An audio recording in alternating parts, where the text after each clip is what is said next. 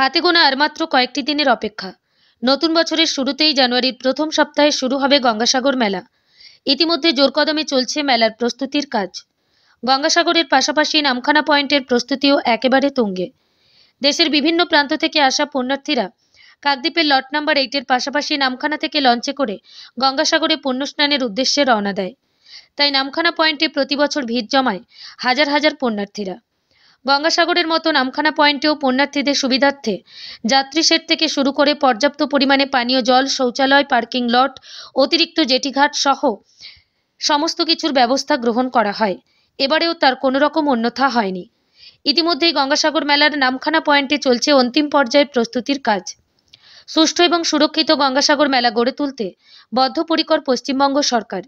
গঙ্গাসাগর এবং কুলপির পাশাপাশি এদিন নামখানা পয়েন্টেও 2024 গঙ্গাসাগর মেলা নিয়ে পুলিশ ব্রিফিং করা হয় সুন্দরবন পুলিশ জেলার অন্তর্গত নামখানা থানার তরফে।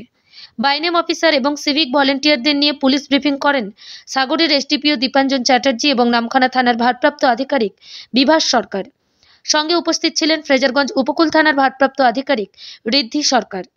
গঙ্গাসাগর মেলার নামখানা পয়েন্টে যাত্রী নিয়ন্ত্রণ থেকে শুরু করে সুরক্ষিতভাবে যাত্রীদের লঞ্চে করে গঙ্গাসাগর পাঠানো এবং পুণ্যস্নানের পর গঙ্গাসাগর থেকে নামখানায় ফিরে আসা যাত্রীদের সুরক্ষিতভাবে নিজেদের গন্তব্যের উদ্দেশ্যে পাঠানো সহ একাধিক বিষয়ে বিস্তারিত আলোচনা করা হয়।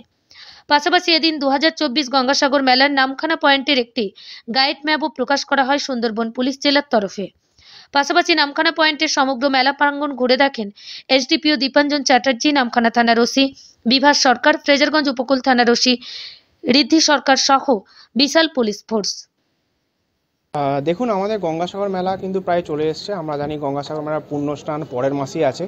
এই গঙ্গাসাগর মেলা কিন্তু আমাদের সুন্দরবন পুলিশ জেলার পক্ষে একটা সবচেয়ে বড় চ্যালেঞ্জের মুখোমুখি হতে হয় আমাদেরকে, এবং আমরা প্রত্যেক বছরই সেই চ্যালেঞ্জটা সফলভাবে পূর্ণ করতে পারি। এবং সেই চ্যালেঞ্জ পূর্ণ করার আগেই আমাদের কিছু স্টেপ নিতে হয়। তার মধ্যে থাকে আমাদের যারা জেলার অফিসার এবং সিভিক থাকে তাদেরকে আমরা সঠিকভাবে প্রশিক্ষণ দিই, এবং সেই প্রশিক্ষণ পর্বই শুরু হয়েছে আমাদের সুন্দরবন জেলার মাননীয় পুলিশ সুপার শ্রী কোটেশ্বর রাও এনের তত্ত্বাবধানে, এবং উনি পুরোটাই সুপারভাইজ করছেন উপর থেকে। এবং উনি আমাদের নির্দেশ দিয়েছেন যে প্রত্যেকটি জায়গাতে যে প্রত্যেকটি ইম্পর্টেন্ট সেক্টর আছে গঙ্গাসাগরে, যেমন কুলপি বলুন, নামখানা বলুন, কাকদ্বীপ, হারুট, সাগর এবং গঙ্গাসাগর কোস্টাল, এই প্রতিটি থানা এরিয়াতে আলাদা আলাদাভাবে কিন্তু ব্রিফিং পর্ব শুরু হয়ে গেছে।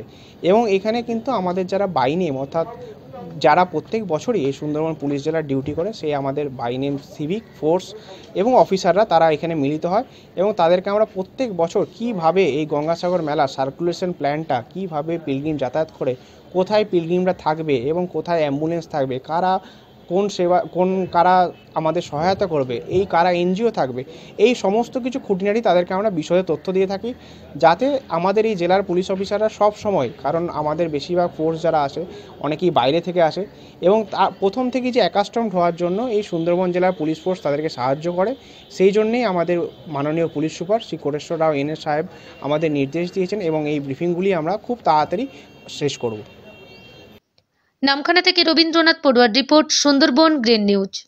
সুন্দরবন গ্রিন নিউজের সমস্ত খবর সবার আগে পেতে আমাদের চ্যানেলটিকে সাবস্ক্রাইব করুন এবং পাশে থাকা নোটিফিকেশনের বেল আইকনটি বাজিয়ে দিন।